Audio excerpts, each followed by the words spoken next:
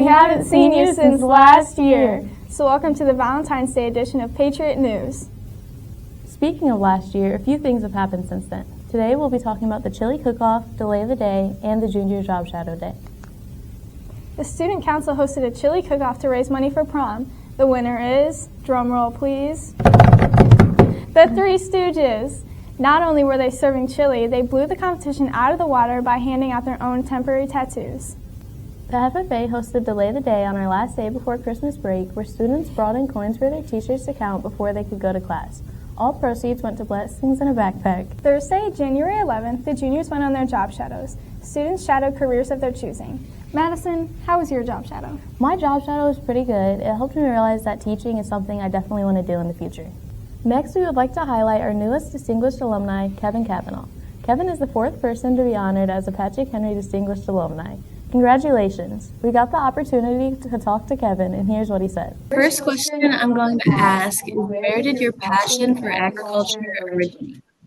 Yep. So, I grew up on a very small family farm, and all through grade school, I would try to work on that farm as much as possible, try to help the family, and I really enjoyed it. It was a lot of fun. You could, when you worked, you could see your progress, see the work that you had done, and that was really a lot of fun for me. And I enjoyed being outside and working with crops, and so that was where I developed my passion and really enjoyed it. Okay. For the next question is, how did joining the FFA in high school help you shape your future career? Yeah, when I was in grade school and then middle school, I was a pretty quiet kid and a little bit backwards. And so I get into high school and there was this opportunity to join FFA. And so I thought, well, I'll try that because it was in agriculture. And I thought, well, I'll see how that goes. And the FFA organization is a really tremendous organization. I mean, I think it's a great leadership organization. And what was fun about it was I gained so much confidence in myself. All of a sudden I thought, man, I can do a lot of different things. And one of the things that I remember doing, the FFA advisor at the time, Mr. Shively, encouraged me to do public speaking. And so we were going to this district contest and he wanted me to do public speaking. Well, I was pretty quiet kid, pretty backwards. And I'm like, I don't know if I want to do that or not. I was pretty nervous. And I remember I did a speech and I came in third in the district and got just a real small little trophy. But boy, my confidence in myself really soared because of that opportunity in FFA. And so from that time on, I really started getting out, doing a lot more speaking, learning parliamentary procedure through FFA, which is a great leadership skill to have. And so that really worked out great for me. And so from then on, I was doing just about every FFA activity I could because it was a great opportunity to participate in an agricultural activity. And it also taught a lot of leadership skills too. So that was a tremendous experience as I look back at how I've kind of gotten to where I am today. And then along with that, do you have any words of encouragement for students that are interested in agriculture right now? Yeah, I think a lot of times agriculture is kind of put into a category of, okay, well, that's just farming. And, I jokingly say it's just kicking clods. But in reality, it's a lot different than that. Agriculture is a tremendous field. There's a lot of opportunities in feeding the world, so to speak. And so it's not just production agriculture. There's a lot of other fields that are associated with agriculture that people can go into and have some tremendous careers. And so if people like to work outside, if people like to vary their work schedule, agriculture is a great place to do that. And there's a lot of science and technology in agriculture today that I think a lot of people don't realize. And so there's a lot of opportunities. And once you start thinking about all those different opportunities, it's pretty easy if you have any passion for agriculture to find your niche and do something that you really, really enjoy and then get paid well to do it. Okay. And then I think we just have two more questions. Okay. The first one is, What are some fond memories you have from your time at Patrick Henry?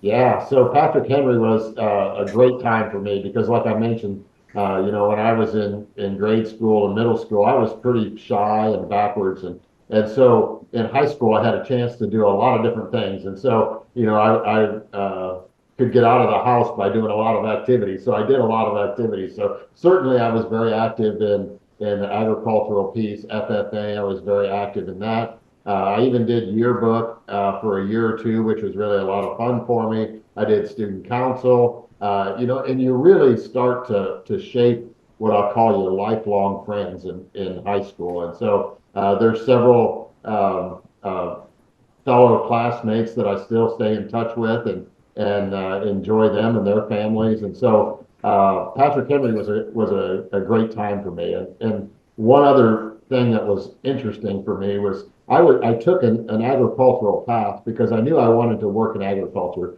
That's where my passion was. But I also I knew that I needed to get a really strong education because to do what I wanted to do, I needed to get a PhD in plant genetics.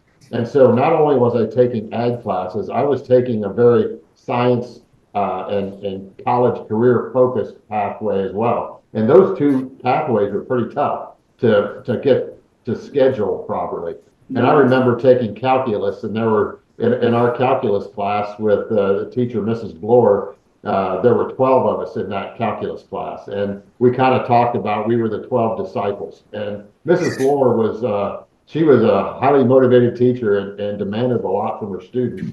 And that was actually tremendous because I didn't maybe appreciate that at the time when I was a senior struggling through calculus, but that really came in handy when I went to college and needed to really take some pretty tough classes. I had that background. And so Patrick Henry was a lot of fun for me. And we the sports teams were pretty good during those years that I was there, which was a long time ago when dinosaurs were on the earth, I think, not long ago. But That's right. We're still pretty good. yeah, I know. That's great. That's great. And so, I didn't play sports, but I was very active in the cheer block and supporting the teams, and that was really a lot of fun for us too. Okay, and then the last question is, what does it mean to you to be honored as a distinguished alumni?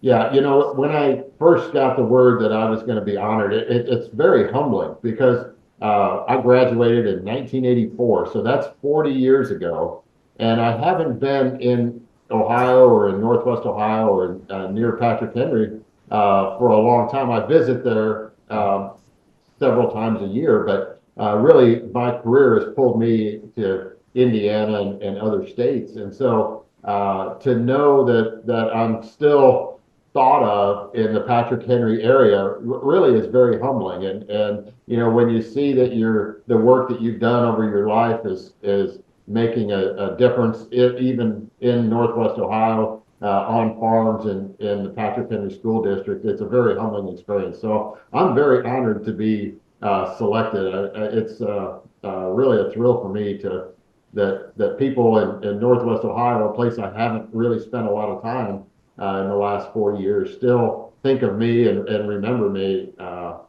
from some of the impacts that I've made. I think is really exciting. Okay, do you have any questions or anything?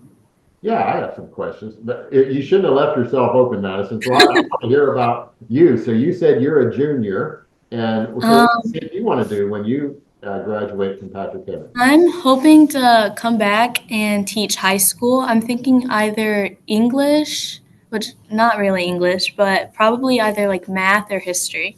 Oh, that's fantastic. That's a great career. So currently I'm on the school board for our school system where I live here in central Indiana. And so I really enjoy that. So I get a chance to interact with a lot of students. So it's always fun to hear kind of there's so many possibilities that you can do. So I'm excited to hear you want to go into the teaching profession. That's fantastic. So Coming up on February 13th, the class of 2028 is participating in Go 28. Go 28 is a chance for the current 8th graders to familiarize themselves with high school clubs and sports. Now Mr. Luderman and Mrs. Heber will further explain the ideals of the event. For those who haven't experienced it, what is the purpose of freshman orientation Go 28? Yeah, so Go 28 is an opportunity for our 8th graders to kind of get a sneak peek at what all is available here at the high school, so that they are able to make, I guess, an informed decision, informed choices when they're filling out their course requests and kind of making those choices as to what to get involved in when they get to high school. Right, yeah, and so not only classes, but also clubs are represented, sports are represented, and yeah, and of course the academics. Yeah. So. Okay, what should you expect to see and do at Go 28? So I guess what we're hoping to see is a lot of activity. Each club and the core courses, some of those electives are also kind of folded into the clubs, you know, art club, Spanish club, science club, things like that. But we want it to be engaging, exciting for the students, and really we want the 8th graders or the incoming freshmen, that class of 28, that's why we call it Go 28. We want them to be actively engaged in interacting with you know, their peers, or what will be their peers, you know, the next year. Because typically the stations are student-led too. So Yep. teachers are involved, but as well, but students lead a lot of the stations. So that's good. They get to kind of interact and get to know them a little bit more. And it really also, you know, not just for the 8th graders, but our current high school students, it puts them in more leadership roles, where they're going to be able to, you know, kind of show and showcase what their passions are, the different activities that they're involved in, and kind of, I guess, really go about recruiting potential members. Right. Approximately how many clubs and sports will be represented at the Go 28 event? What did we say, about 27? I think so. I think 27. So obviously that involves not just clubs, but also all of the various sports as well. Okay, thank you. Thank you. You're welcome. Imagine how hard it would be to go to a school where everyone speaks a different language than you. Recently, we've had some new students that speak Spanish. To help them understand and excel academically in school this year, we gained a new member of the staff, Mrs. Huerta, Patrick Henry's English language tutor. To learn more about her, watch this clip. Some of the biggest challenges that I face, first of all, is as I thought about the question, is just the time. Not enough time in the day to work with them, because they have the challenge that I come across with is they have a limited vocabulary. So without a strong vocabulary, the students, you know, they struggle to understand spoken or written English, and it may also, you know, cause some difficulty for them to express. So then that takes more time than we have in a period or a certain setting time. So I think that's one of the biggest challenges, is just, you know, the time. Another one that I face is their pronunciation. They really struggle with pronunciation, and it's because English is not their first language and it's foreign to them. So really, English is foreign to them. So they have a hard time understanding and then be able to respond, and then they're afraid to say it the wrong way and maybe answer the wrong answer to the question because they didn't understand what you asked. So then they kind of close up and then they don't want to talk. So that takes, like I said, also time. So I find those are the two greatest challenges with them. What are some daily challenges that the students have with your normal school day? Okay. The students in the high school come to me regularly, and they have a difficulty understanding and comprehending the material taught, since it's being taught to them in English. They follow along and kind of mimic the actions, but they're not quite sure on what's being taught. So that's one of the challenges that they bring to my attention. They also struggle with meeting due dates because they don't quite understand that something is due like maybe the next day or 3 days. Even though they receive an email, they take extra time to get their work done because they're reading it in English and translating it in Spanish and writing it in Spanish and then translating it back in English, so it gives them a little bit more time. So then they're like fearful of not meeting those due dates. With the younger children, they have a little bit difficulty just understanding what's being asked. So they'll look, when the teacher asks, they kind of just stare, not quite sure. So they struggle with, and I believe that goes back to the vocabulary. They're not quite sure what she's asking or what the teacher's asking, so they just smile. So that's about it. How long have you been doing this job? I have been working as an EL instructional assistant tutor for 4 years now. I was called into working with ESL students about right after the COVID, when we returned back to school. Districts were finding out there was more students that had moved into the area that did not speak English, so I was called into working with ESL. I have been working for Northwest Educational Service Center for 19 years. This is my 19th year, and I've worked with students from preschool to kindergarten. Preschool, kindergarten, and through 12th grade. But I was strictly working in contained classrooms with behaviors and also doing reading programs. So this was new to me. It was a new area. How many students do you think you work with at PH? Right now at PH I have 20 students I am working with, and they range from kindergarten to 11th grade. Our upcoming events are parent-teacher conferences, so make sure you get your grades up, no school, Friday, February 16th and Monday, February 19th, and National FFA Week is February 19th through the 23rd. That concludes the Valentine's Day edition of Patriot News. This Valentine's Day, get out of your comfort zone. Buy that special someone flowers. Eat those chocolates. Watch that cheesy rom-com. Thanks for watching.